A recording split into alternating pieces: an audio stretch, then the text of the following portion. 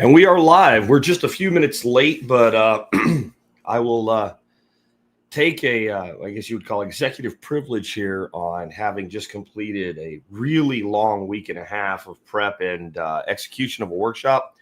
As you can hear, my voice is a little bit hoarse. I thought about just running the audio from my presentation on sausage making from the workshop, but I really want to do a bit more detail on it than I had time to do in the workshop. I gave myself I gave all the presenters 45 minutes to present in. And this probably won't be like a 2-hour podcast like some of them go, but it'll probably be a little bit longer than 45 minutes and have some more detail and give me an opportunity to interact with a lot of people. If you did see the live stream of that presentation, this will be different and it will be geared, even though I'll be using the same PowerPoint deck, more toward you guys that are audio only, that don't come to the live feeds or watch the video. You listen to it, gardening, working out, driving your vehicle while you're at work with your headphones or the radio at a reasonable volume or what have you. So that's what we're going to do today. And we're going to talk again about sausage making. And I want to come out of the gate with this and say, is this a prepper skill? No, it's not a prepper skill. Not really. I think if we were dealing with zombies trying to kill us and we had some fresh meat available, we'd probably just eat it rather than turn it into sausage. But it is absolutely a homesteader skill. It is absolutely a permaculture skill. It is absolutely a culinary skill, obviously. I would also call it a lifestyle design skill. Many of you guys have gotten into eating healthier, and maybe you're on the ketovore or carnivore path, or even just the primal paleo path, and you think, well, one thing I can do is I can go out and buy some sausage because it's basically meat and seasonings. Well, it is if you make it, but I think you'll find if you start reading labels that most sausage that's made in the market today has sugars in it, which in most instances don't need to be there. If it's natural sugars because you're using something like, I'm going to give you a recipe today for an apple and pork sausage, that's fine. That is what it is. But why is there corn syrup in a bratwurst? What does to quote another movie reference, I doubt you'll know what this one is unless you really think about it. But why does bratwurst have need of corn syrup, right? So when you make it yourself, you can make things actually healthy, what's in it. But the other thing that you're able to do when you make your own sausage is do things that no commercial producer is doing. The 3 recipes I'll give you today, I guarantee you've tasted nothing like them out of a grocery store or even like a custom butcher shop, because they're just not kind of done the way that I did them. And you may not really want to do them that way. But that's the beauty. You can do it your own way. And it's really not a hard thing. As you'll see when we get going, we've been doing this as humans for a very, very, very long time. Before we do that, though, let's go ahead and hear from our sponsors of the day. Sponsor of the day number 1 today is Above Phone.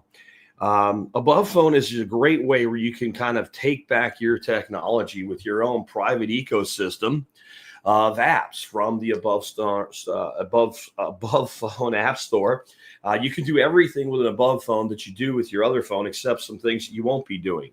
Getting spied on by the device manufacturer, getting spied on by your provider, and getting spied on by the app maker. How about all of that goes away? How about you have more freedom and more privacy at the same time? Check them out today at abovephone.com and know that they will give you $75 off any phone at abovephone.com if you're an MSB member. Next up today, the Berkey Guy at usaberkeyfilters.com. We've been working with Jeff, the Berkey Guy Gleason, for a very, very long time.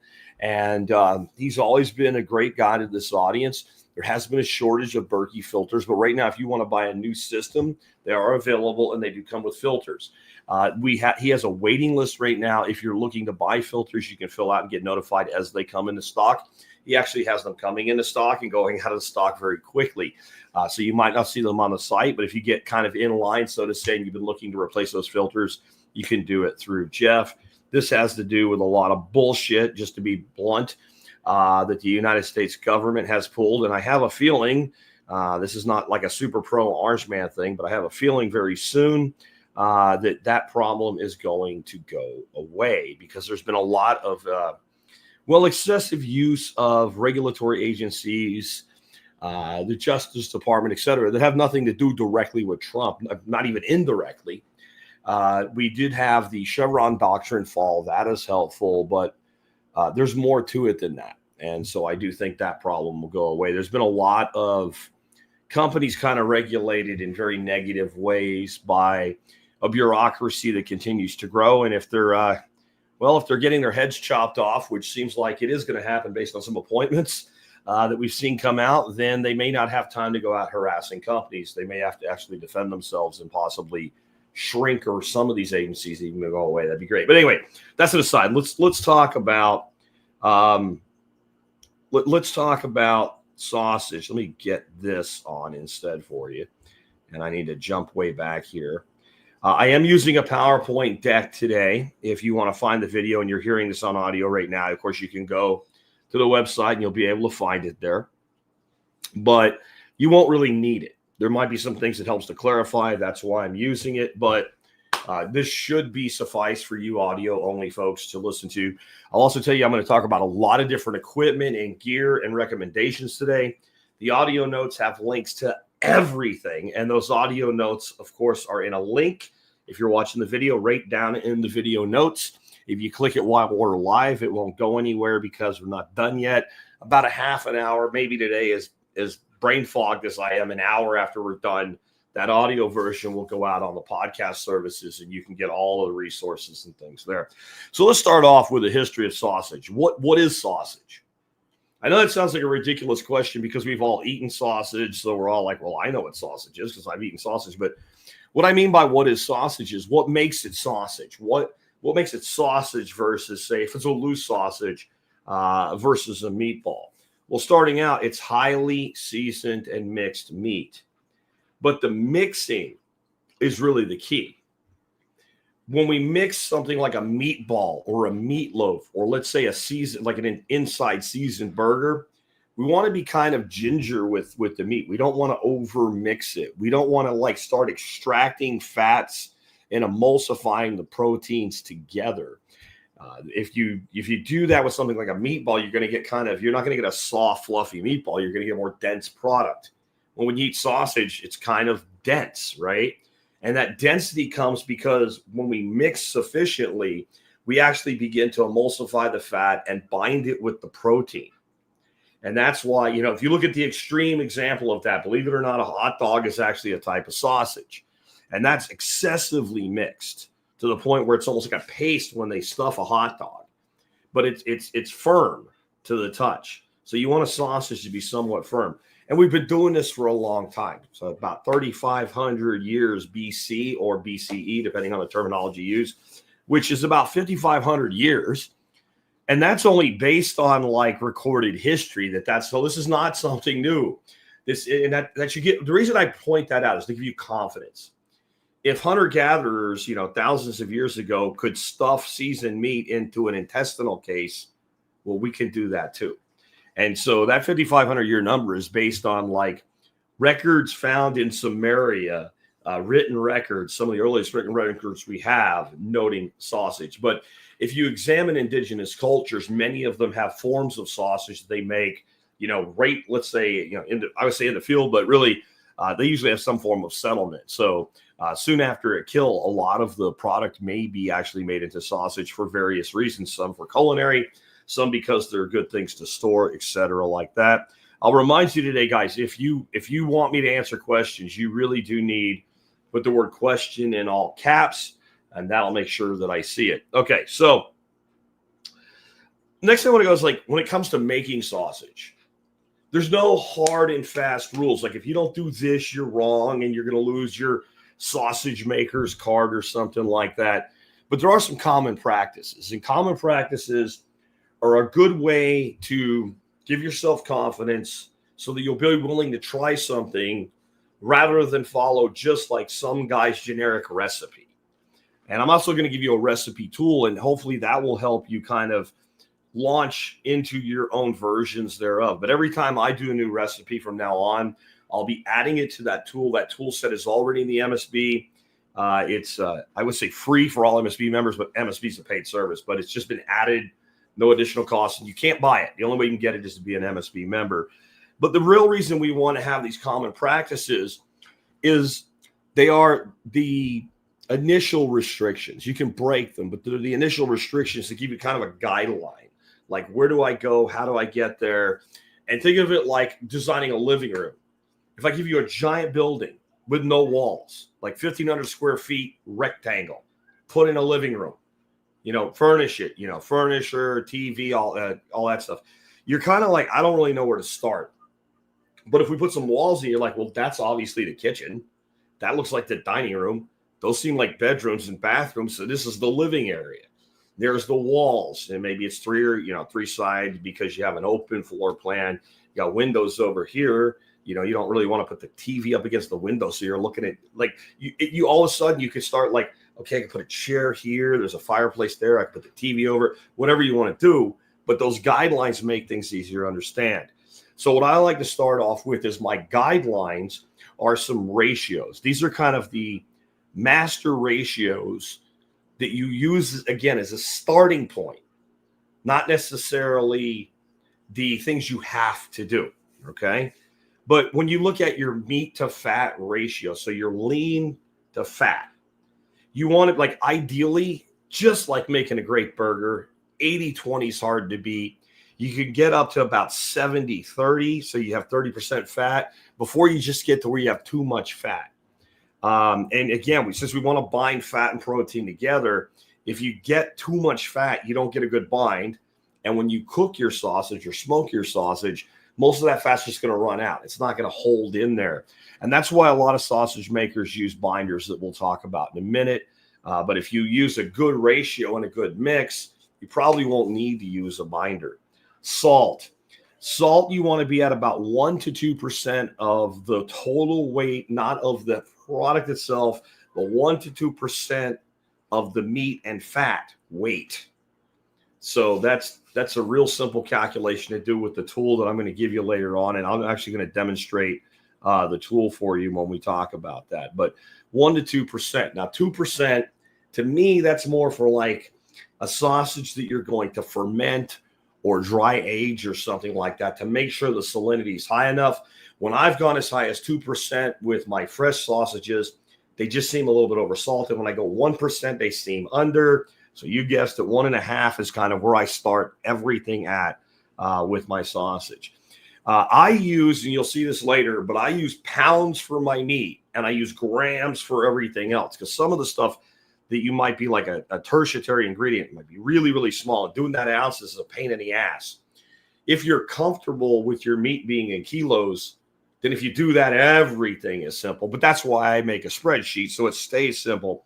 And I stick to my meat in pounds for a very simple reason. We think in pounds in America. We just do. I've grown up my whole life with pound. I know what a pound is. So if I'm going to make a 15-pound batch, I know what that means. In my head, I kind of know what that looks like. If you tell me I'm going to make like a 7-kilo batch, I know that's around somewhere between 14 and 18 pounds, but I'm really not sure. So that's why I stick to pounds for the meat. If you're doing a cold smoke or you're doing like a fermented sausage, you do not actually need to use what they call pink salt or like your curing salt. Or in some instances, and I don't have a ratio for this one, a lot of people now that want to be all natural for nitrates are using like celery powder or celery juice because it's high in nitrates. But it is helpful. It helps with the suppression of diseases. If I was doing it in anything approaching a commercial environment, like even just a big gathering where people are going to be there and I have a risk of being sued, I would use it. What I said at the workshop is I'm more afraid of being sued than I am of being poisoned when it comes to doing this. We've been making cured sausages for thousands of years, and using nitrates is relatively new, but that would be your ratio, 0.25% for, again, those applications. When you're making fresh sausages that are going to be hot smoked or simply frozen and then cooked or cooked right away, there's absolutely no need to use any nitrates whatsoever. I'm not anti-nitrate. I just don't like to pay for things that are unnecessary.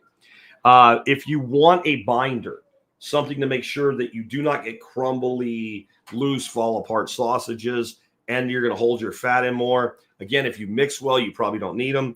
But there are 2 different primary binders other than like some people use like breadcrumbs, which I really don't want to do that. These two products are not going to in any way really alter your nutritional macros if you're primal, paleo, keto, etc. One is milk powder, and milk powder is used at about 2 to 4%. Again, I have links in the show notes where you can see where this stuff is. And again, I've never used it, but you can. C-bind is made from carrot. It's a very small amount of carrot or a very small amount of C-bind necessary in your sausage, 0.5% by weight.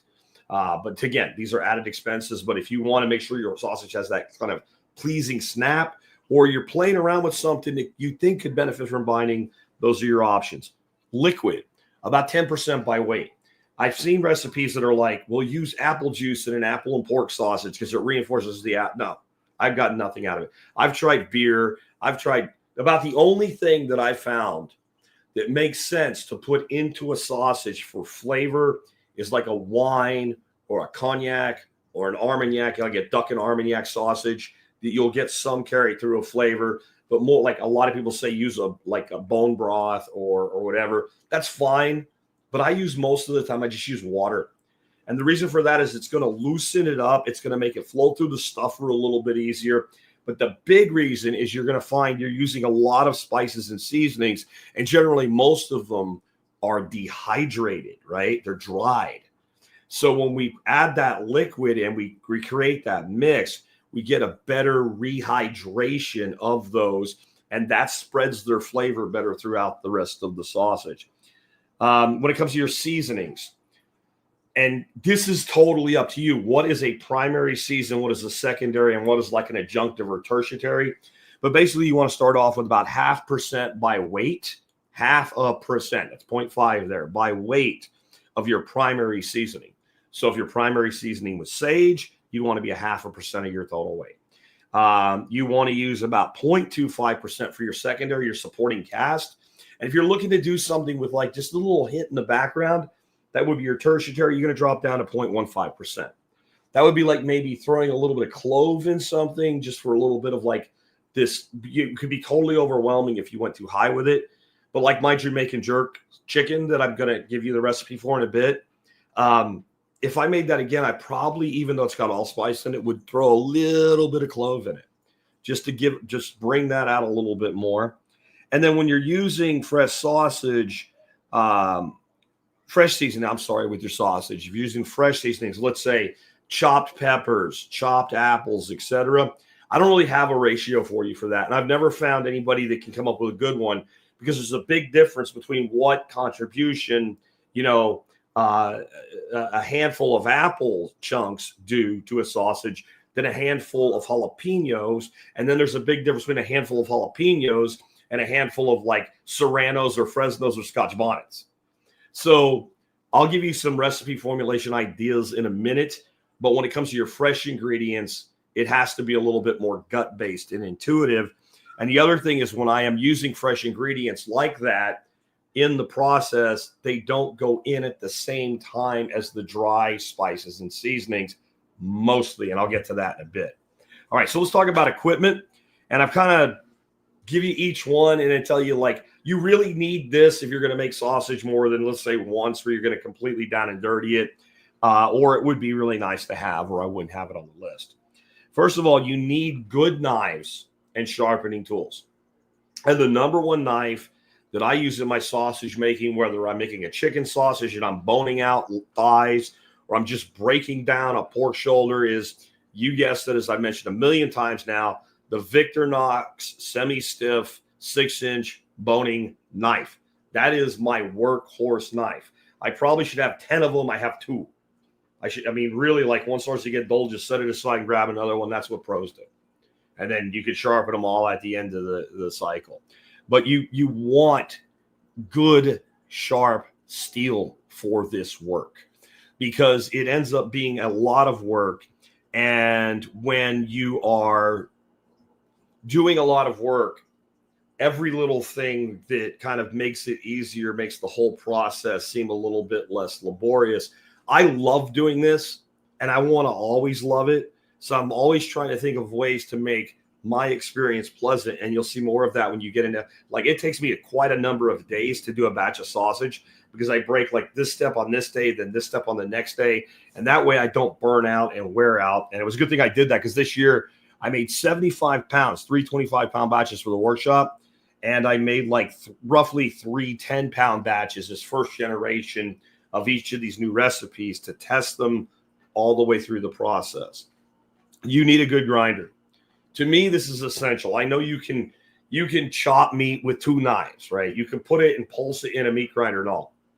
If you wanted to do that for a pound or two, that's not a big deal.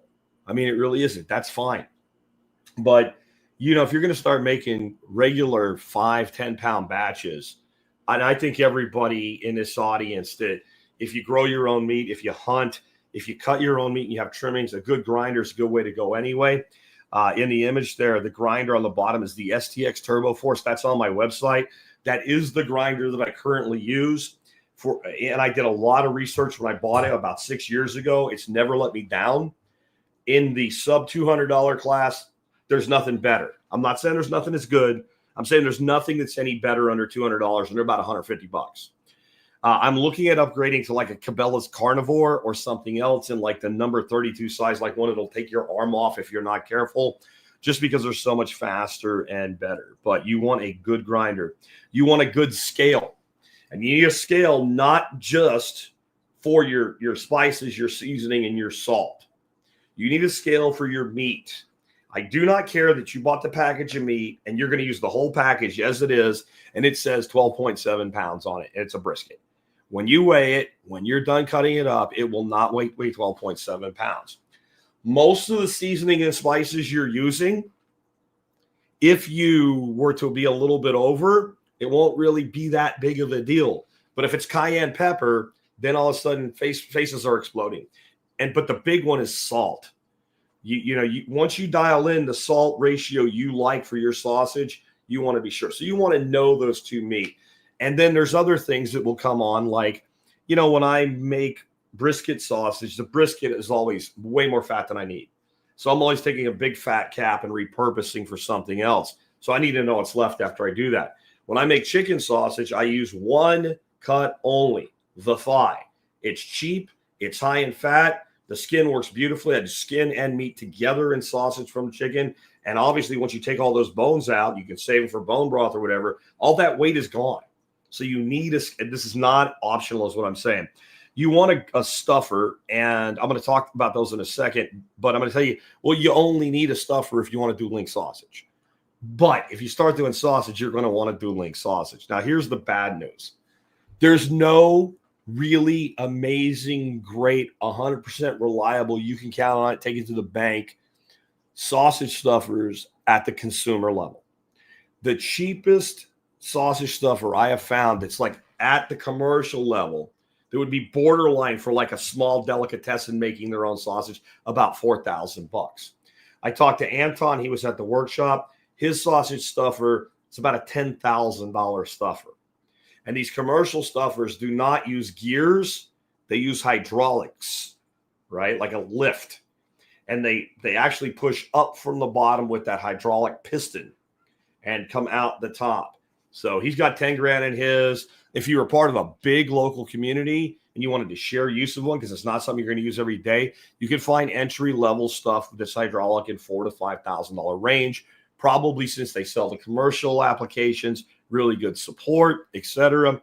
Understand that when a manufacturer puts commercial as a label on a product, it means absolutely 100% zero. It means nothing. There's no regulation or requirements around the use of the word commercial. That just means we think our shit's pretty good.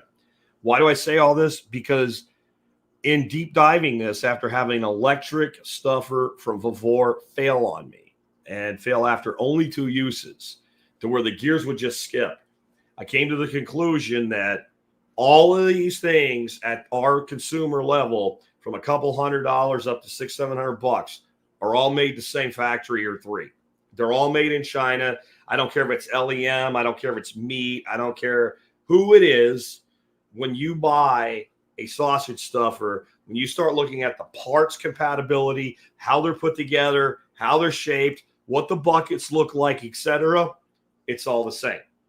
So I ended up, even though the Vavor electric one they gave me for free failed, buying the same size bucket in a manual crank stuffer. That has worked perfectly for me. And I've had no trouble with it. And I think it's because since you're doing the cranking, if you really get to a stuck spot, you can kind of back off and whatever. That electric one just keeps pounding. There is a tremendous amount of pressure when it comes to pushing meat out of a tube that you can almost stick your head in, and it's coming out of a horn that's maybe a ½ inch in diameter or smaller. That reduction in size is a lot of pressure, and those gears skip. So I'd recommend at least starting out with a manual stuffer, and I would get one big enough to make batches of the size you plan to make in a single go. When you set these things up, it's pretty easy, straightforward process, but like finishing, like if you bought a 5-pound stuffer and you're going to make 10-pound batches, having to then extract it, put another and do it again, it's more trouble than you think that it is. And it's probably worth the variance. And I would tell you kind of a sweet spot for batches is somewhere between 10 and 25 pounds, depending on how much you want to make. So a 15-pound mixer or a 15-pound stuffer is a really good way to go as your minimum, but you don't have to. A spice grinder. We had a question here about spice grinding. I'll try to take that at the end, but you're going to want to grind certain spices. And you can play with some are ground, some are not. Sometimes I grind half of the spice and put the other side in whole. I do that with fennel. So I get a lot of fennel flavor through the meat, and I put whole seeds in, and sometimes they go into the meat before grinding, sometimes after. I'll talk about that in a little bit. But what I use for a spice grinder is the Mr. Coffee grinder that I use for coffee and spices all the time. Another option, though, is to use a food processor for this. And again, I have links to all this stuff in the show notes today that'll be up once the live's over. And a food processor is really nice when you start to step up into like 15-pound batches. When you start putting all of this together, it ends up being a significant amount of spice. And, you just toss it all into a food processor and just watch it go until it's where you want it. Now, whether you toast spices or things like that, that's strictly like chef's prerogative, I would say at that point. But one or the other or both, most people have, one or the other already. So use what you have, especially when you're just experimenting and starting out. And then, do you grind? That's kind of a question we have here. The spices, again, it depends. If you put fennel whole into a sausage, it's probably going to come out pretty damn good. If you put something that tends to be a little bit harder, even when somewhat rehydrated, like cumin seed whole into a sausage, if you're going for the kind of chorizo level thing, it's probably not going to work out as well. So think about, do you want that big hunk of spice in there? How small do you want to ground? That's one of the beautiful things about this. You choose for yourself. Now, a mixer. And if you look at the picture, those of you on the video, up in the right-hand corner, that's a meat mixer. I would have said this is kind of nice to have until I started making big batches. I almost consider it essential now. When you make sausage, you want to keep that meat as cold as possible, as long as possible, all the time if possible. So usually you're pulling meat that was just, you out of their freezer, right? You want to free, and we'll get about that in a second more. But what I do is I throw the meat in the freezer until it's almost frozen. Then I put it through the grinder. Well, you're either going to mix it right away, or maybe you toss it back in the refrigerator and mix it the next day. You could do either one. Either way, that meat is bone hurting, not just bone chilling, bone hurting cold. You'll mix a batch for about a minute before you feel like you have your hands in salt water with, salted ice water or something like that. It gets really, really cold really fast. If you're making 5-pound batches, it's not that big a deal. You start mixing 10, 15, 20, 25 pounds with that, it just hurts. And a meat mixer will cost you about $150 to $200. You throw all the meat in it, you turn the handle one way a few times, you turn it back the other way, you turn it back the other way, and the mixing paddles in it will have a way to remove it because you have to clean it. Pretty easy to clean. You pull that paddle out, meat just comes out in your tub, and you're ready to go. And after I got a meat mixer, I hated myself for making so much sausage across my life without having a meat mixer. I can't tell you how many times I'm like, do I really need this? No. And I mean, if you're like a person that cooks a lot for a lot of people, I would include things like meatballs and stuff with this too. No, we don't want to mix a meatball to the level we do a sausage. But, we've done a lot of events where we've made freaking 50 pounds of meatballs. And it's always been the bottleneck is the mixing. So I would definitely look at a mixer if you're going to be doing this at any level, especially if you make a couple test batches and you decide this is something you want to do, then I would go ahead and make that investment sooner rather than later is what I'm saying. Meat tubs. So like these are bus tubs, bus tubs. I have a link in the show notes for the one I get from Rubbermaid. They make really inexpensive ones. They're kind of flimsy. I would, if you do larger batches, spend $20 and get a really good solid one. When you're carrying around 20, 25, 30 pounds of mix and it's flexible, like the idea that you'd have that much invested in it, you're about ready to stuff, and then the tub kind of twerks, and then all your beautiful sausage goes on the ground. Not fun. Totally worth the extra. And then nitrile gloves. I don't really like the whole idea of that's another thing I resisted. Like, come on, just be a man. Don't worry about getting some ink on your hands or whatever. But after using them, I won't really make sausage or work with chicken or things like that without them. It is so convenient to just have a trash can. When your hands are all nasty, you're ready to go next step. You're not washing your hands and then coming back and then and then washing your hands again and transferring shit all over the place. Boom, boom, drop. You have about 2 cents a piece into them. So just throw them away and put on another set when you need them. Your life will be better for it. I will say a couple things about them. One, they have pretty good sensitivity. One place you do need to be careful, though, is things like boning chicken with them on. They are desensitizing enough to make it more likely to cut yourself. So slow down a little bit until you get used to it. The other thing I would say about them is if you think, well, I'll put these on and I don't worry about all the cold because they'll help the cold transfers through them instantly. It's like they're not even there. Another place they are wonderful that I always use them now that I've started using them is when I'm working with hot peppers, because you don't like an hour later forget that you worked with hot peppers and touch your face and now you're crying like a baby, right? Let's talk about my process. Number one, develop a recipe or find one. If you're making something and you want it to be like you're not going out on a limb. You're not doing some of the things we're going to talk about in a minute. You're like, I just want to make a bratwurst. I just want to make a basic Italian or a basic German wurst or something like that. It wouldn't be a terrible idea if you find a good proven recipe with good reviews online. Make it exactly the way that it's, presented, and then modify it so you know what you've done. Kind of like when you get bees, you never want one beehive. You want 2 beehives because you're not a beekeeper yet.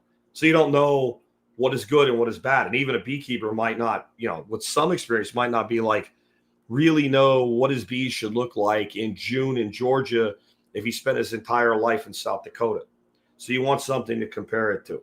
So that's kind of a really good piece of advice. If you're going to start with a base recipe, maybe make it as is or make 1 or 2 small modifications first. Then after that test batch, decide if you want to go forward with more. But don't be afraid to develop your own recipes. If you're like, man, these 2 foods go together all the time and nobody's done a sausage with them, put those 2 things together in a sausage. And if it'll probably work. Now, if it's like carrots and potatoes, that's probably not going to make a good sausage.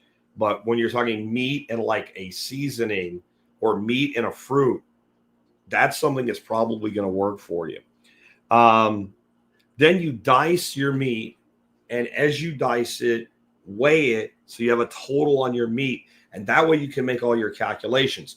This is how you're going to adjust when somebody gives you a recipe for like 2 pounds and you're like, screw that. I'm not pulling all my equipment out and doing all this work to make 2 pounds of sausage. I want to make 10 or 15. But then when you go buy your meat, you're like, well, actually I have like 11.5 pounds. By having an exact number, you can easily use the tool I'm going to give you to calculate the difference. And if you don't, if I don't have the sausage you're making, that's fine. You can easily make an Excel spreadsheet to do this on your own.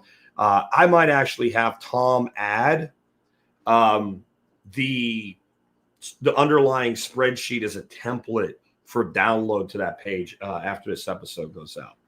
Hunter says, laugh out loud, Thanksgiving dinner sausage. But you could. You could do a turkey cranberry sausage. You could totally do that. I would probably use dehydrated cranberries, and I would probably, even though I said the liquid is not that important, I would probably actually use like a chicken or turkey stock, because those cranberries are going to absorb that and maybe stretch it a little bit. And then a gravy on top of that. Why wouldn't that be fantastic? If you're going to go carb in it, do some stuffing, sliced turkey and cranberry sausage, except I think your guests are probably like, where's the damn big ass turkey, right? So, but I just want to point out, yeah, you can do something like that. Then when all that meat is in the tub, there's a lot of different viewpoints on this. And I've tried all of this, and this is what seems to work best for flavor, for finish, and for ease for me. I take all my dry spices, sometimes some of my fresh spices, and after that meat's cubed up and in the bin, I mix it by hand, because you're not mixing a lot at that point. I just kind of mix all the dry spices in, and I take that tub and I throw it in a refrigerator overnight. You don't have to do this. It's what I do, and it's worked really, really, really well for me. The next day when I get time to grind, so I'm scheduling my week out. If I'm going to cut and season today, I'm going to grind tomorrow. And so the next day, about 2.5, 3 hours before I'm going to grind, I'll take that tub and I'll chunk it in one of my freezers. And I want that meat, when I pull that meat out, I want to be able to get some give on it, but I want it to feel like it's almost frozen. It will go through that grinder so much easier for you. It will come out in a much better shape and form. And I almost always go with a coarse grind and a single one-time grind with my sausages. I'm not trying to make something pasty like a bologna or a hot dog. So the more times you grind, the finer the proteins, the more emulsification you're going to get, and the closer to that texture you're going to get. For the sausages I'm going to give you, I did just a simple coarse grind for the pork and apple, and for the brisket jalapeno. I did what's called a wagon wheel grind, which is a really coarse grind on the chicken, because chicken gets emulsified really, really easy. That's why if I said chicken sausage and you're like, duh, because you've had chicken sausage and it's like, well, duh, this won't be. I guarantee if I gave you one of these, people that were in the workshop would tell you, and I told you it was pork, you'd probably think it was pork. I only actually did it with chicken, one, to prove I could make it not suck. But two was because I knew I'd have some non-pork eaters at the workshop, and because I use a beef collagen for casing, beef collagen casing, I knew that I would have 2 of my 3 sausages that were 100% pork-free. The next time I make that recipe, I probably will use pork, because by the time you're done and said with all the trimming of the chicken and the labor and and you can buy pork shoulder really cheap, it's faster and easier with pork. So I would try either one. And texture, JK is saying texture is what makes the difference. It really, really is. Now, so we've par frozen and we are ready to grind. When I grind, often this is when I'm going to go ahead and incorporate fresh ingredients. I'm not probably going to put the apples that are shredded up in the meat overnight. It's sitting there and it's kind of exposed to the air. It oxidizes. The same with like chili peppers, or even fresh garlic cloves. And all of those are used in different versions of these sausages. You could. It probably won't hurt anything. I just tend to use all the dry spices first. I will also add the liquid that the recipe calls for at that point, and I will incorporate, and I will just dump it in and kind of mix it by hand with the cubes. And that way I'm literally grinding. If it's a brisket jalapeno slices are just going through with it. Little thing on peppers here. If you want to really blow brains out of people's heads, go ahead and don't de-seed your peppers. But understand something that you're doing with a sausage is not true of like a stir fry. When you stir fry a pepper, you cook a lot of the capsaicin out.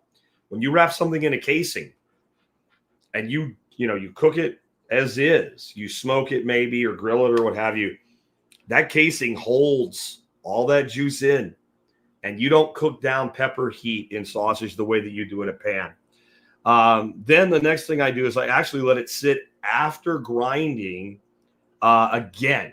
I'll let that sit overnight again. Because each of these is a process that has a big cleaning event that goes on after it. And that way I don't have a sink full of different pieces of machinery. And I feel the time that the sausage spends at each of these phases lends to the overall complete flavor. Now, I'm hoping that you're starting to understand something here about why you'd want to do this at home. The process I'm laying out for you right now, it's very unlikely that any commercial vendor will do it. And it's also exceedingly unlikely most of them could afford to do it unless they're doing big batches of phases and they're doing each phase every day and each is coming into it. You can't really get the flavors to marry the way that what I've been making is doing, in my opinion, without this process. This is something I developed for convenience, but it became like, oh, wow, look at the difference when we take our time and do this process in a really artisanal way. So I'm going to let that sit overnight. The next day, I'm going to mix it. Some days, I literally mix it, throw it back in the tub, throw it back in the fridge because I don't have time. But at that point, if I have the time, I will go ahead and stuff. So that's a timing issue. I don't really think it contributes much. It doesn't change much about the finished product. But you clean the mixer, you're done for the day. The next day, you just do the stuffing and you clean the stuffer. But once you stuff that sausage, if you're going to use it fresh, you can go ahead and cook it. If you want to cook like some to reward yourself for all this work. If you're going to freeze it, you can go ahead and freeze it. No problem. Yeah. If you're going to smoke it, you do not want, and you really shouldn't do those two things anyway, but you can. I'll get to why you don't want to do it in a second.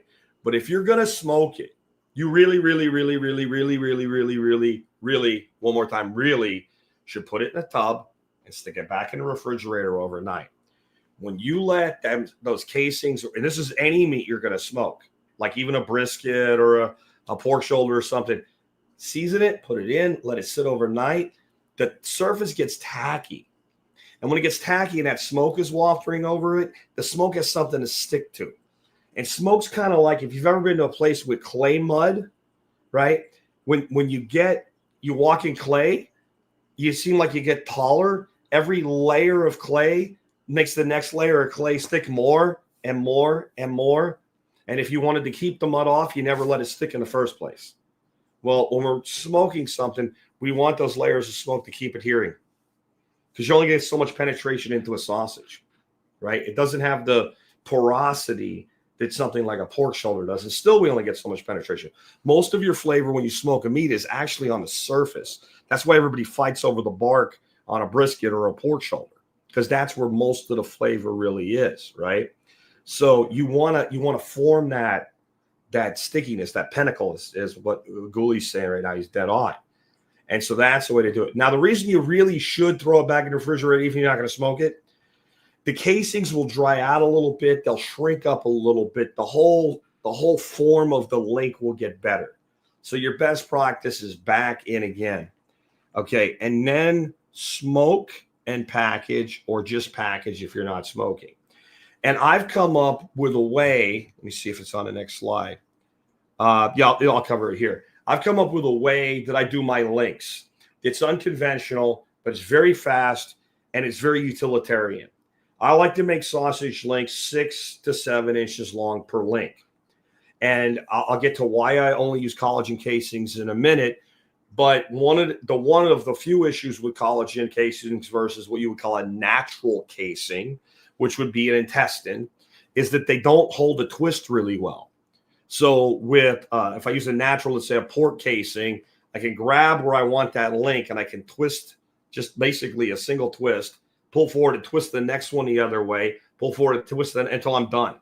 And those twists will stay in that sausage. I can be all fancy and I can actually make them look like they're in a chain with like four links hanging per link of chain. But either way, I can do that. The collagen doesn't like to do that. So what I do, I use butcher's twine. I tie the end and I run out the link. And my formula is I make it 3 times the length I want plus 3 inches of the desired length. And what I mean by that, if I wanted a 7-inch link, 3 times 7 is 21. Okay. Then plus 3 would give me 24. So I'll make 2 foot long, straight links tied at both ends with butcher's twine. That's it. I'll even do that and bend it back over like you see in the bottom right-hand corner of your screen there. That's one piece. It's like 1, 2, 3, 4, and then a little small piece that was left over till the casing was used up. And that way they go on the smoker, and just about any smoker you're going to use, you're laying them flat, you have 2 feet to work with at least. You let them smoke for about half of the smoke period, and you flip them over. And when you flip them over, you get a good smoke bath on both sides, because most of your smoke is going to stick to the top when you're doing sausage, because you're going to be indirect and your smoke is wafting over them. That makes everything super easy. But here's where this gets really cool. When you're done smoking them, they're cooked. Okay? So when you cut them, they're not going to like fall apart, break apart, whatever. They don't really need an end that's tight anymore. You take a knife, you cut them into thirds. You have 3 6-inch or 7-inch or whatever length you want sausages. When you put them into a freezer bag, you can see how they lay. That was a big bag because it was for the event, but they lay nice. They pack perfectly, and they cook. You bring them out, then you can do whatever you want with them. Again, I use collagen casings, and I do that for a variety of reasons. One, I never know who I'm going to have over for dinner. Some people don't eat pork, and you got this wonderful brisket sausage they're happy to eat. Okay, great. But it has, pork intestine casing. That's one thing. The other thing you have to do, though, is you have to rinse and soak these natural casings. And that's a little bit of an issue for me because it's one more thing to do. And I don't really want to do the one more thing. And so Anton, King of Biltong, is here right now. And he was here. And he uses kind of a ready-made natural casing because he's doing commercial with his Duors and his Calabanazi and stuff like that. But that's more of a specialized commercial product. Most of what you're going to buy, like if you buy on Amazon or something like that, is going to just not be that great. Okay. Or I'm sorry, it's just going to be extra work. That's what I'm looking at. The collagen casings, you pull them out, you put as much as you need on your stuffing horn. And when you're done, if you have that package left over, you throw a Ziploc bag, pitch it back in the refrigerator, always ready to go. So that's why I use those. I also, once I vacuum seal all those sausages, when you're smoking, it's great if like you're doing pork and you want to get up to 145 degrees. You can say, all of it got to 145 degrees, But you may not. You may not. And to me, a real easy way in an insurance policy and to get a really great form and hold, once they're all packed there, I throw them in a sous vide cooker. I set the temperature I want, and I sous vide them for, let's say, an hour and a half, 2 hours. They come out of sous vide, they go in a freezer. When that sausage comes out, I have no concerns about it being cooked other than it being as warm as I want it to be. So it's like a brown and serve at that point. And that would work also if you're not going to smoke. You could do the same thing, except you're going to have to link off at that point. You're not going to be able to cut them because they're going to extrude out the ends because of raw meat. But you could make a fresh sausage linked up, vacuum seal it, and sous vide it. And then when you pull it out, it's not going to be smoked, but it's ready to go. You could, as soon as it's hot, it's ready to eat. I do that all the time for events, big gatherings and stuff. Even if I'm buying stuff like bratwurst, I did that for this workshop we just did. For Wednesday night, I cooked like 300 sausages, honestly. And I bought a case of bratwurst, and I vacuum sealed them all. And that way, all I do is throw them on the flat top. So that's a convenience thing more than anything else.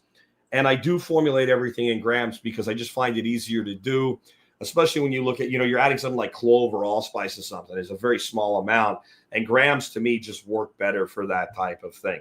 All right. So the 4 sausages I made for the event, I'll tell you a little bit about them, and then I'm going to show you the recipe tool. But I made a pork, apple, sage, and garlic. I smoked that over mesquite. I kind of described that as Germany marries Italy, because you have kind of that fennel Italian thing going on, but then you got the apples and the sage, which are much more like a German thing. Again, this is something you're just not going to find. Here's some things about this one, though. So the sage that went in there was fresh sage. And so the recipe that you'll get in the back end, you would need to convert the dry and reduce it by using the ratio that I gave you, because the ratio's out the window with a fresh seasoning because it weighs more because it has water. And so if you take this is important, if you take a recipe that was formulated with, let's say, dry sage, and you take the amount that they give you and you put in fresh sage, you're going to be under-seasoned. If you take one that was formulated with fresh sage and use that much dry sage, it's going to taste like sage. It's not going to taste like sausage. You're going to blow it out, right? So you want to be careful with that. And this is a good, sausage to teach that on. So that sage went in the food processor with the spices, and it went on the meat as it was still cubed and then went through the grinder. The apples, totally different. The garlic, totally different. These were fresh garlic cloves. The garlic cloves and the apples were prepped before I even went and got the tub out of the freezer to grind. They were then mixed in as it was ground. And so the garlic went in fresh and the apple went in fresh. I also didn't add any liquid to this recipe, even though I said 10% liquid by weight. The reason was apples have a lot of liquid in them. So you have to make that decision for yourself as you're going on the fly. So that was that one. Again, this is in the MSB, the full recipe for it. There was also brisket and jalapeno. Every one of these sausages had somebody that said to me when I said, which one did you like best? People pick different ones. The overwhelming winner, though, was this brisket sausage. Brisket is effing amazing in sausage. And it's one of the cheapest cuts of beef by the pound. When you buy like a Pracker brisket, you can get. There's not much less expensive than brisket. I mean, people bristle when you say, I made stew out of brisket, right? Or I did a slow braised like brisket cut like they were short ribs, or I made brisket into burger and made hamburgers with brisket meat, or I made sausage. But because everybody wants the big giant smoked brisket that we're famous for in Texas. But it's incredible and it costs less. So all you're doing is spend more money to make a lesser product because you're worried about it. Tom here says he puts brisket in my chili. Me too, bro. Me too. Absolutely. It's one of my favorite meats for grinding. And a lot of times I might take a piece of it to smoke, like that beautiful point, and grind the rest. And I still have plenty of fat cap to work with. In the case of this, as I was making so much, that it was literally 2 briskets to make this batch. And that was made with jalapenos, but some of the things that go in there that really change the calculus, it also was made with smoked salt. And in addition to the smoked salt, it was made with smoked paprika. And so smoked paprika is very much a cornerstone to Spanish chorizo. So that's not the Mexican crumbly stuff that they put in eggs. This is the stuff that you would make something like a paella with. It was also similar to like a linguiça, which is basically the Portuguese version of chorizo. So that all went together, and that came out amazing. The jalapenos, those all went in just like the pork and apple. They went in at the time of the grind. I want to back up, though. If you're making a sausage, you're probably using garlic. Garlic powder, or I prefer granulated garlic and granulated onion for a lot of things, especially for this. They're fine for that underlying flavor. If you want to be forward with your garlic, if you want garlic to bite, to have a little bit of a spice, right? Because people that ate the pork and apple are like, what's the spice? Garlic. Only fresh garlic's going to do that for you. And putting a hot thing and granulated garlic into something does not result in the same thing. Yes, there's a spice. Yes, there's an underlying garlic flavor. It's not the same. So that's why it's another reason, you're not probably going to go into a Whole Foods or a Central Market where they make sausage on site every day and pick up something with the kind of fresh garlic hit that had, or the kind of jalapeno hit. I find most sausages called jalapeno sausages are dog shit, honestly. Like, I've literally bought the same brand, jalapeno, no jalapeno, and the jalapeno one has more spice, but it doesn't really have the pepper flavor coming through. So if you use the fresh peppers, put them in the day of the grind, regardless of what that is. I also made a Jamaican jerk chicken sausage. This was not easy to formulate. I used Walker's wood, which I've brought to you guys many times, talked about as item of the day or whatever. I've made a lot of jerk chicken, jerk pork, jerk shrimp, jerk everything with Walker's wood. I used the mild because, again, in a sausage, you're going to hold the heat in. I was also making 25 pounds for 80 people. So I didn't want people to not like it or say I can't eat it. So I went with the mild. The other thing I did with it is I wanted more pepper than just the Scotch bonnets that are in the Walker's wood. But I didn't want Scotch bonnets because at first I wanted enough that when you looked at it, I wanted you to see peppers in it. And I knew if I used Scotch bonnets that way, it was just going to blow people's brains out. It's hotter than I like hot food. That would have been hotter than I wanted to eat. It really would have. But I didn't want to use like a jalapeno because jalapeno is, even if you use a lot of them and get a lot of heat, the only way I can describe it is a dull heat. It doesn't have a sharp hit of heat, and it's not fruity even when they're red. It doesn't have that real fruity flavor that like a Scotch bonnet or a habanero does. So I went with the pepper I could think of that kind of did both. Like it wasn't too hot, but it was hotter than jalapeno. But the heat itself had a sharp punch, but it had a fruit, and that's a Fresno. Fresnos look like slightly bigger than normal jalapenos, but the end is pointed instead of rounded. They're a little bit thinner walled. And Fresnos went great with this. Everybody seemed to like it. But this is what you tuned in for. I'm about to tell you something that you probably don't know. I've never heard anybody else talk about this. When I made this Jamaican jerk sausage, I wanted to make it as close to real jerk like you would buy on the side of a road in Jamaica as I could. So I did something I've done before, even though I knew better. I went out and I bought really expensive wood chips. They come from the pimento tree. The pimento tree, not pimento peppers, is a different thing. The pimento tree grows all throughout the Caribbean, some in South Central America. And it's where the allspice berry comes from. Allspice is not a bunch of spices. It's one spice. And it tastes like clove and cinnamon and nutmeg, hence allspice, right? And it grows these little, they call them berries, but they more are like a seed. It's a hard little ball, about the size of like a really small grape. And that is one of the secrets to jerk, is using allspice in your marinade, in your rub, whatever you're doing to flavor the meat. But the other thing that they do in Jamaica, they cook on this stuff. And so the thought is you buy this expensive little bag of wood chips and you smoke with it, and you lend that Jamaican character that you can only get in Jamaica to the food. It doesn't work.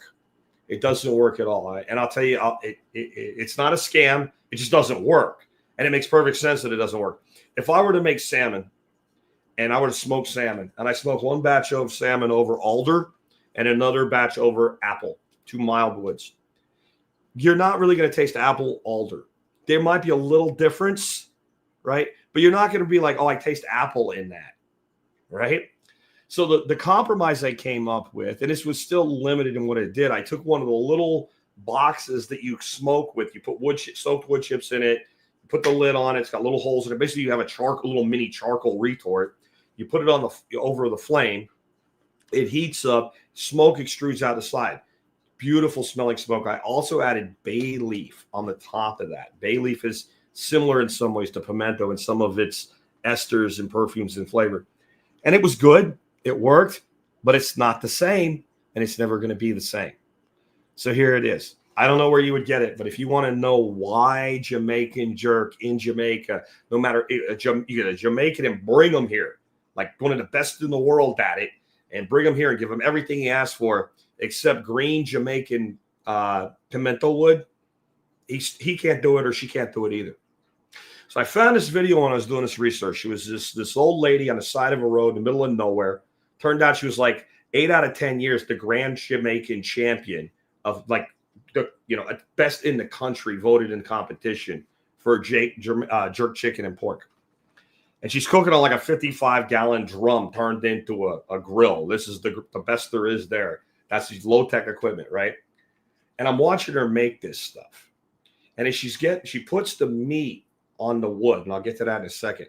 But when she does that, she sends one of the guys down into like behind her house to break branches with green leaves off the tree. And she puts it on top of the meat. So the meat is perfumed by these leaves on these allspice trees, these pimento trees. And they, like, if you touch the leaves and smell your hands, it's kind of like if you do that with cedar or pine or a sagebush. You have that smell on your hands. It's like that, except it smells like allspice. And it clicked for me. They are not smoking jerk. Jerk is not slow cooked. It's not smoked. It is kind of low temperature and it's smoky, but it's not the way we think of smoking a brisket or a rack of ribs. They have a hot coal base of pimento wood. They then have on top of the grill long uniform poles of pimento wood that's green. And when I say green, I mean it hasn't been seasoned. It was cut very like yesterday, maybe last week, maybe last month even, but it hasn't been seasoned. It's not dry. They laid that on the grill. They put the food on top of the wood to kind of like you do a planked salmon. They cook on top of that wood. That green wood is now drying out and its perfume is going into the food. You got it? And then it clicked as to why that whole system came to be. And again, I don't think anybody else is going to tell you this. Think about Jamaica. You're in Jamaica. You have to cook with wood. When is it winter in Jamaica? The answer is it's never winter. When do all the leaves fall off the trees and the trees go dormant? The answer is never. How long would it take you if you cut down a bunch of wood for fuel for it to dry out in Jamaica where the humidity is like 80+% year round? And the answer is a long ass time.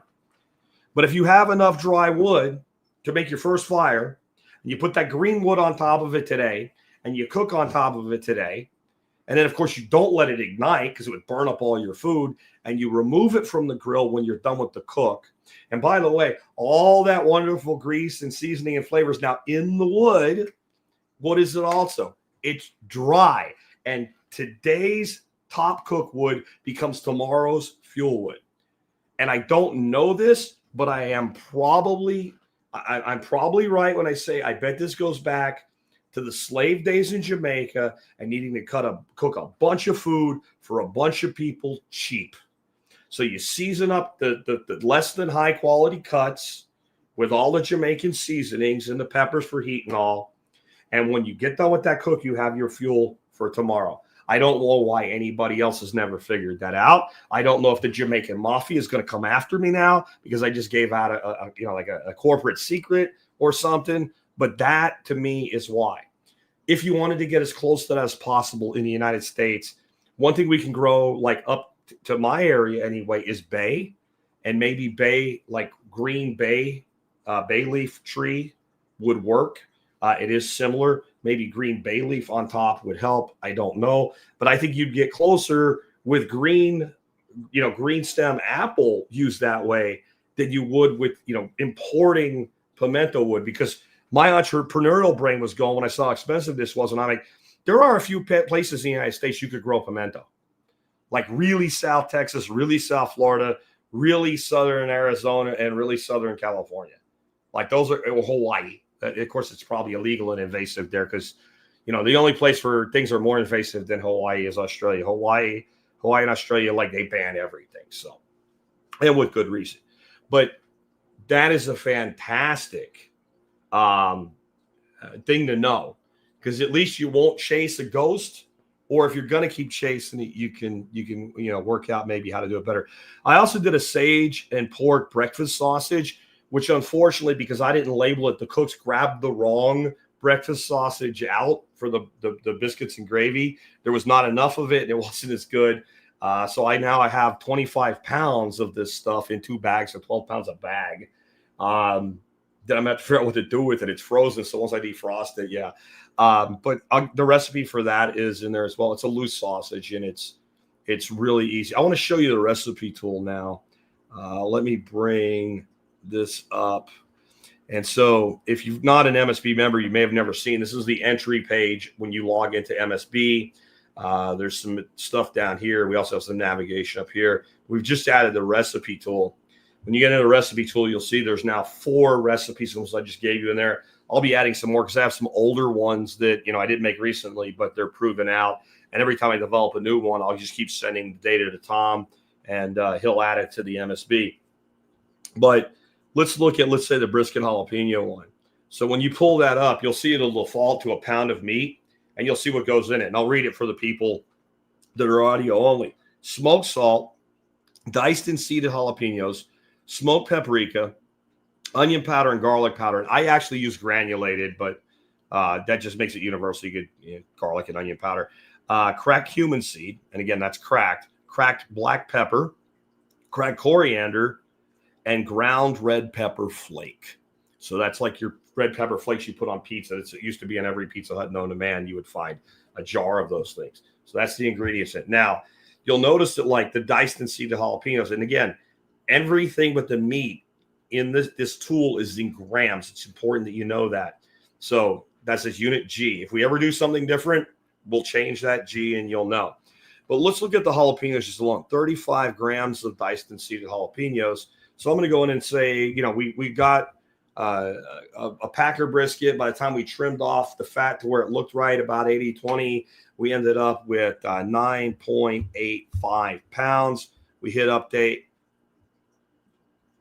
Well, I think we can't go 2 decimals on there, Tom.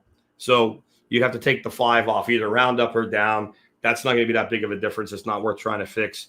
But right there, now we see that we are going to have 343 grams. So you'll see the adjusted quantity come out in the third column when you do that.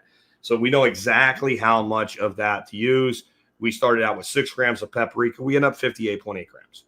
We started out with 3 grams of cracked cumin. We end up with 29.4 grams.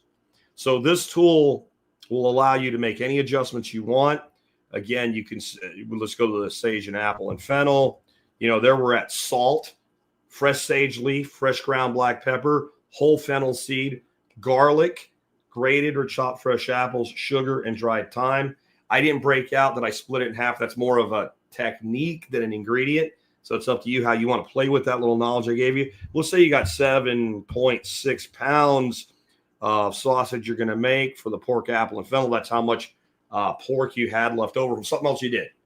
There you go. You got all your numbers. It's that simple. And that tool is already in the MSB, just waiting for you to use it. So again, if you have any questions, make sure you put the word question all caps. I only have 2 right now available to you. Let me bring up that is the last slide. So I'm going to break that down right now.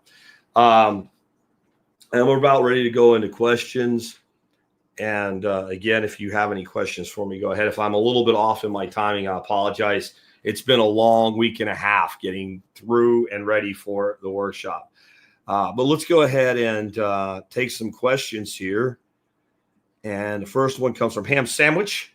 Do you grind spices whole, or any spice will do? And I prefer, obviously I said I grind the spices depending, but I prefer to use a whole spice and grind it at the, like, as close as possible to when it goes into the sausage. It's the same reason if you're a coffee snob, you don't want to buy pre-ground coffee. Even if it's really good coffee, once you grind it, those oils start to oxidize and vaporize and come off.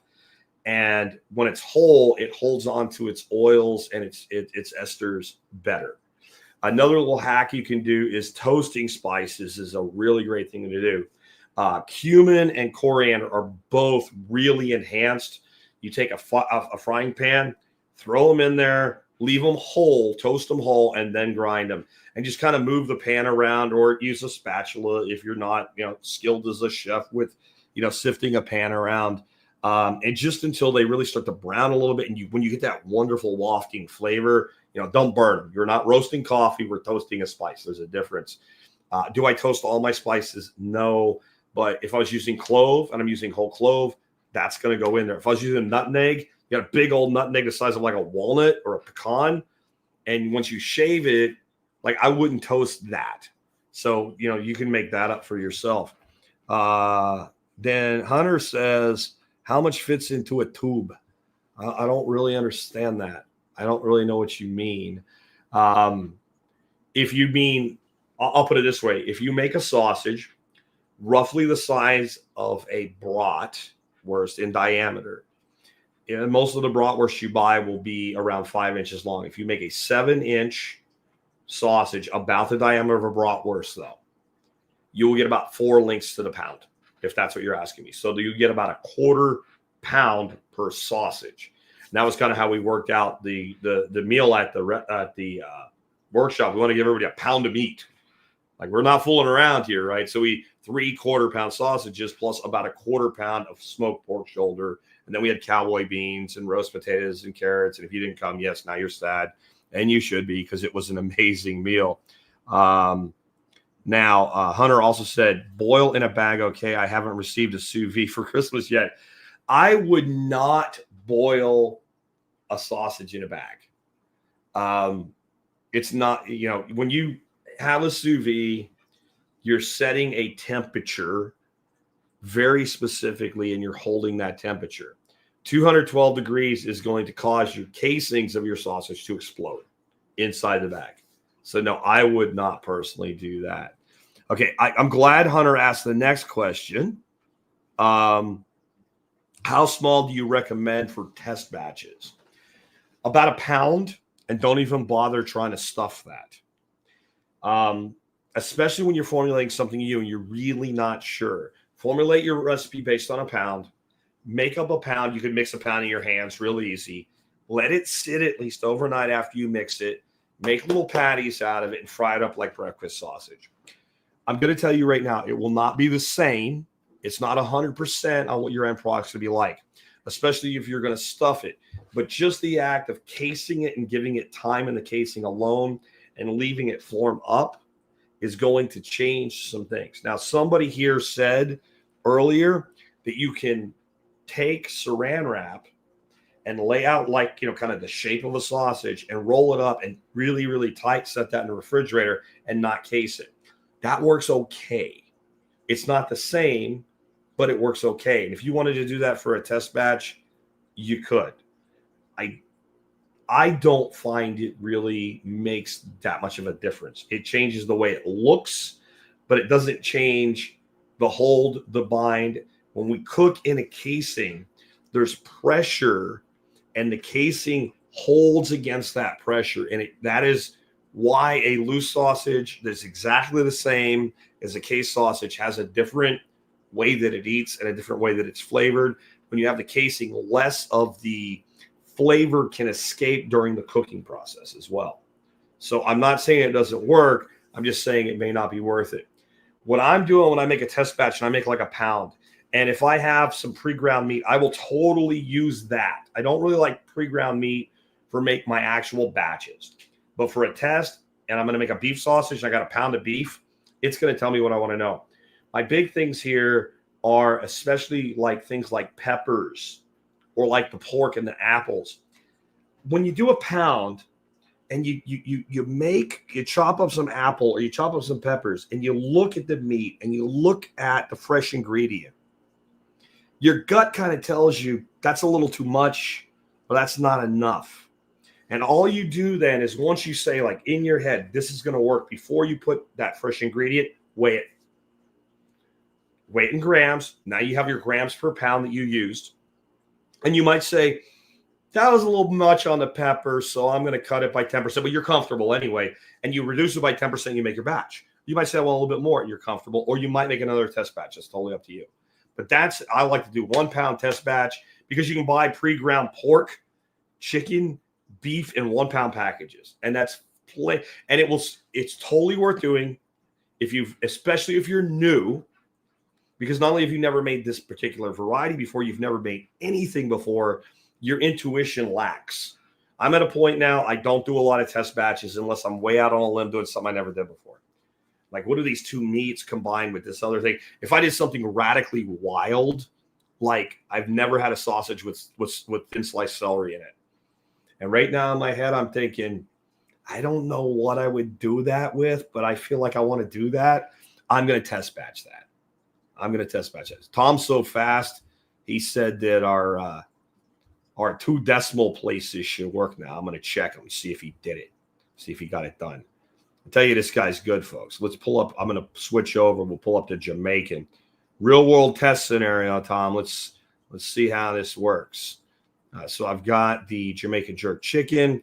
I'm going to say we have 8.75 pounds. Update. Boom. Yep, it works. He's got it working now. Fixed. That's probably my error in how I formulated the spreadsheet. But so he's got that worked out. Now we can get into 2 point decimals. You don't need any more than 2 points of decimal there. I'm looking for any more questions. Hunter says the casing. So I think he was asking how much fits in a casing. If you buy the collagen casings from Lem, they will make about 20 to 25 pounds of sausage per package. They're only about 8 inches long, but they're like accordioned, and it's really a lot.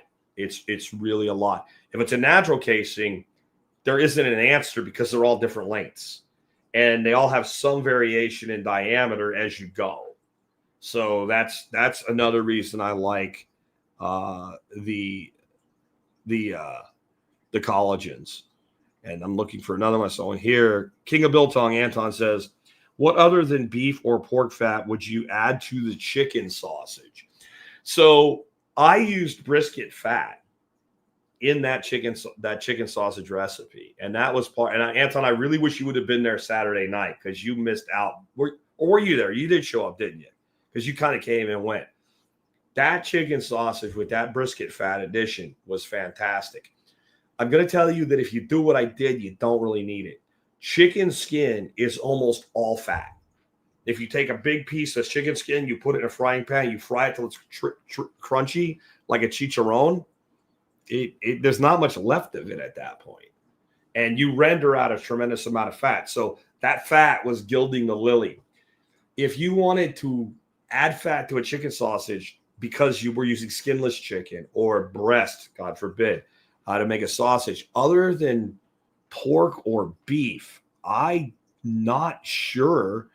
I wouldn't want to use like a lamb or a mutton fat because it has a stronger flavor. If you had a really clean, grass-fed lamb fat, but I just see other uses for that. I don't know.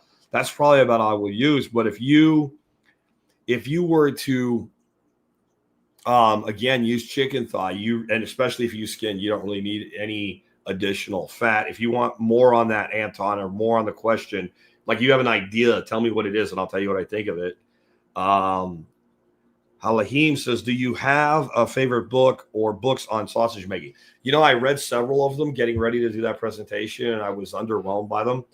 Most of them are very kind of opinionated on you need to do this. And then the other issue I have with them is both basically just recipe books with a little bit of commentary around it. And if it was a recipe book, it would sell for like $12, but we're selling them for like $30 because they're a book, instruction manual. I think that this is one that if you watch a few videos of people actually doing it, you just take the information I gave you today, you start playing with it, you'll probably be happier than trying to follow somebody's book. And in time, what you'll do is you'll develop your own methods. You'll say, screw Jack, I'm doing everything in one day.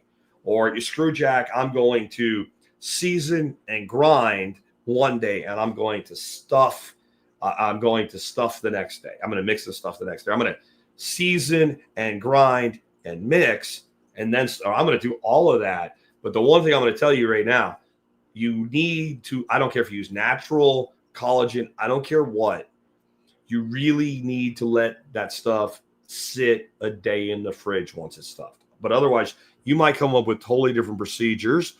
Hunter says, which die do you recommend? Biggest I have is 1/4 inch, I think, die. I think he's talking about the plate, the grinder plate. When you buy a grinder, you're going to get fine and coarse. And if you buy the STX or some of the others, you're going to get fine and coarse. And again, one is called the wagon wheel.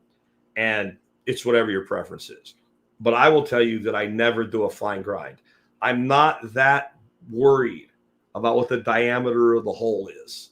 One grinder might come with 1/4 inch. One might be just a little bit bigger, a little bit smaller, 3/8. I don't know. I'm going to go with the coarser grinder as my go-to. I have never twice grinded to do a sausage, and I almost never do a fine grind. It's harder on the grinder. It takes longer, and I prefer a little bit of texture to my meat. Even when I'm grinding beef and I'm going to make hamburger, one grind through the coarse grinder. There, I don't see any more. Freeze-dried peppers, high-temperature cheese cubes. Okay, I don't know if this is a question, but I think this is really a suggestion. It's pretty interesting stuff. Freeze-dried peppers, high-temperature cheese cubes, salt, pepper, sage, bacon, venison, and 75% pork is good sausage, says Ghoulie. I'll tell you something on the freeze-dried peppers, or even a dehydrated pepper, or a vegetable that you might incorporate, like celery, I said earlier. There is a value in using a dried product in something like a sausage, because when you rehydrate those, you get a flavor abstraction that's really, really great, really, really intense. So if I was using a freeze-dried or a dried product, I would take the amount of liquid that was going to go on my sausage. I would rehydrate those in there, and then I would add the remainder of the liquid and the rehydrated to it, and I would hold that right until I mixed, because those are going to be a lot more delicate once rehydrated. And if they go through the grinder, they're going to get just obliterated. They're just going to get mushed in. Now, if you want to just spread the flavor and maybe not have any visual on them, maybe that's what you want to do. But I would want to keep some visual. And then Justin says, have I ever made hot dogs or bologna? No, it's not my thing. It's not my thing. Maybe someday it will be, but I don't do that. High temp cheese. So Hunter says high temp cheese ? So there is cheese that's specifically made so that it doesn't melt at the temperatures we smoke or cook sausage at. It's fairly expensive. It comes in little cubes, and that means you can make a sausage that contains cheese, and when you cook it and you go to eat it and you cut it open, the cheese doesn't go spooge and come out. I haven't really worked with it much.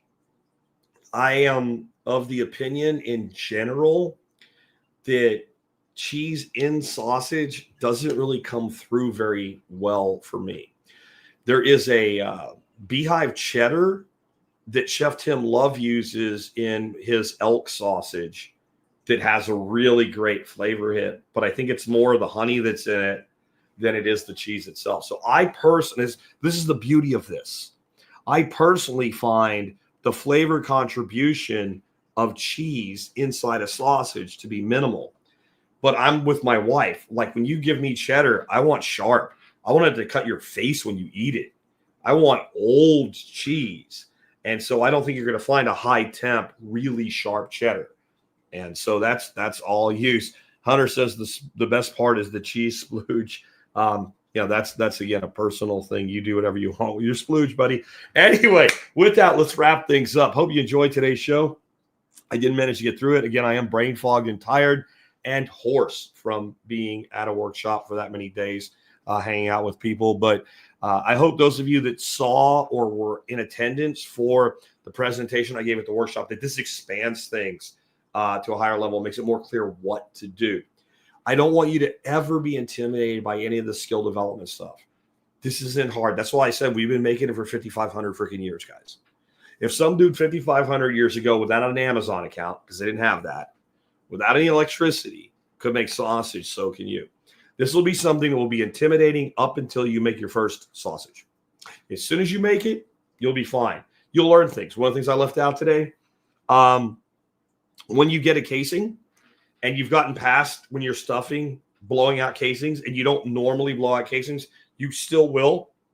Everybody still does. Okay, everybody has a casing blowout once in a while. But when you've gotten to where you're not doing it all the time and you start running a casing and you get a blowout and you're like, damn it, and you cut it off and retie it, retwist it, re-butcher's twine it, whatever you do, and you start going again and it bursts again, just throw that. And if it's a natural one, throw that whole one out. If it's a package, throw it away. It sucks.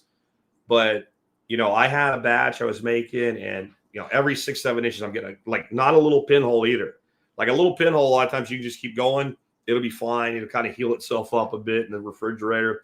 You get a poof where you get a meat spooge, right? And you get more than 2 or 3 really quick. There's something wrong with that particular tube. And it's probably worth just jettisoning it. I kept screwing with it. And I finally now I'm like, is it me? Am I tired? Got another one out, put it on, and no more problems. When you're feeding your casing on that tube, the collagens are pretty tough, but you can still kind of nick the edge of, they call it the horn. That's the part the meat comes out. Be careful with that. Another thing is, if you're like, I want to make snack sticks, you really need to put some thought, like really like stuff like your pinky size, into the piece of equipment you buy, and contact the manufacturer and make sure that's going to work. If you buy some, it comes with, let's say, 3 tubes. So one's like a great big one for like making ring bologna. One's about, say, the size of like a big brat. The other one's kind of like breakfast sausage. It doesn't come with any more. And you go out and buy a horn that fits it, but it's really, really thin. You might have a lot of problem pushing through there. That's a lot of force. So that's something else to look at. Tips on air in the stuffing part. Is that a problem? This will be the last one. I'm going to wrap up. My throat's shot. It can be. It doesn't have to be. They make a little pricker tool. And you get a little bit of air. You hit it with that little pricker tool, and that puts a hole in the casing in a way that doesn't cause it to rupture. You know what I use? I use a toothpick. I'm going to cook it anyway. I'm not worried about it. If I was making a fermented sausage, I would not do that. I would not want to risk potentially injecting a bacterium in there. But think about that even. The meat was all exposed to the air. It went through the grinder. It did all that other stuff. So I probably wouldn't do it just as like just being a little bit of a nervous Nelly or whatever. But it probably isn't that big of a deal either. But that little pricker tool will work. The other thing you will have to work at kind of the dexterity in the hand motion to where you stuff enough before as you let it come out that it's really full without overfilling it. That will just come with time, because if you have a lot of air pockets, you're probably underfilling. But a lot of times when you first start moving that sausage through, that end piece, you get air in the end because it can't get out because you've tied it. So a couple of things there. One, move the meat to the end of the horn so you can see it, like it's starting to come out before you put your casing on. And that way you don't have like a big balloon at the end of it. And 2, take your prick tool and prick the tip. And that way you have the air can get out of that initial start. And from there, just do some research. Go watch people make sausages. Tons of people with videos on YouTube showing you how to do it. Everybody has a little bit different way, and you might like their way better than my way. And again, I would stay away from the electric stuffers unless you really, really vet the vendor. Because the one that Vivor sent me, oh, it was nice, man. It was nice. You step on the thing and the sausage comes out and then let up and the sausage stops and adjust your speed. And it was faster, but it wasn't great. It wasn't great when it broke. And I went through like, if I'm going to spend $500 on a stuffer, it better not break. And everyone I found, there were customers had them for 10 years and they were happy. There were people who had them 10 days and sent them back. So that's just something, you're going to have to, I would look really hard if you're going to buy electric, what the return policy of whoever you're buying it from is.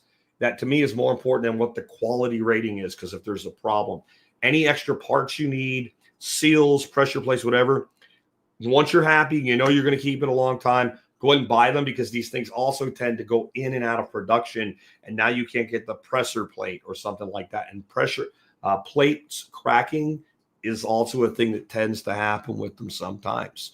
Anyway, with that, I'm going to go ahead and wrap up. I want to remind you guys, if you like the show and you want to support us, one of the things you can do is join the Member Support Brigade, which we showed you today. We do have that tool, but we have a lot of other great stuff in the MSB.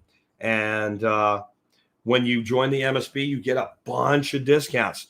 Now, I'm not going to show you the discount page because then you'll be able to screenshot it and get all the discounts for free. And that's not fair to the paying members or the vendors. But right there on the benefits, that's where you'll find that. You'll see some downloads, some videos, some YouTube videos that you can actually get the MP4. Those are really old because everybody can strip videos off YouTube now. But it's a great way to support the show at about 18 cents an episode. Another way you can support us is by doing your online shopping at tspaz.com. That's TSPAZ, tspaz.com. I'll have some stuff. I have something for you on that in just a minute. But the other thing we now have, we have a new swag shop. And we have some really killer designs. Tom has taken over the swag shop. You can see some of the designs that we have there. You can find that at tspswag.com. If you go there, you can sign up. I also have for you today the item of the day, cooking item. Probably not you're going to use for sausage, though. But the meter block wireless smart meat thermometer system is on sale today at a pretty good discount. It's 21% off. And they do cost like $229, I think, regularly. So it's a pretty big discount. These things are awesome. They work with an app on your phone. It comes with 4 probes. You stick it in the meat, and you set up a cook on your phone, and you can monitor everything from your phone. They can actually connect to, you can use straight Bluetooth, or they can connect to your network. So you're really never, if you have internet connection on your phone, you're never out of range. Especially like when you close the door on an oven and have foil over it, that can cause some issues. They are a great tool. I'll talk more about them tomorrow because I'm worn out, but they're on sale. They're great for cooking Thanksgiving. They're great for cooking roasts and stuff like that because a big piece of meat. They're also fine for chops, steaks, etc. if they're thick. So 3/4 of an inch and up, you kind of go in the side, you push your probe in to there's a little line that says go this far in and no further. That gives you ambient and the core temperature of the meat. They're great for that. Thin cut steaks, thin cut chops, etc. They do not work for. They're a pretty substantial size probe in diameter. And so a thin piece, you want to keep them in the center. Otherwise, you're actually reading the temperature of the grill. It just doesn't work. Most thin meat, you really don't need a meat thermometer for. But I have an instant read thermometer that's better for stuff like that. But again, for cooking your turkey and stuff, this is fantastic. And the phone will literally alert you, tell you when to take it out, continue to temp read it for you when it's at rest. All your stuff's recorded in the app. So if you had a cook that came out really good, you can literally go back and look at what you've done.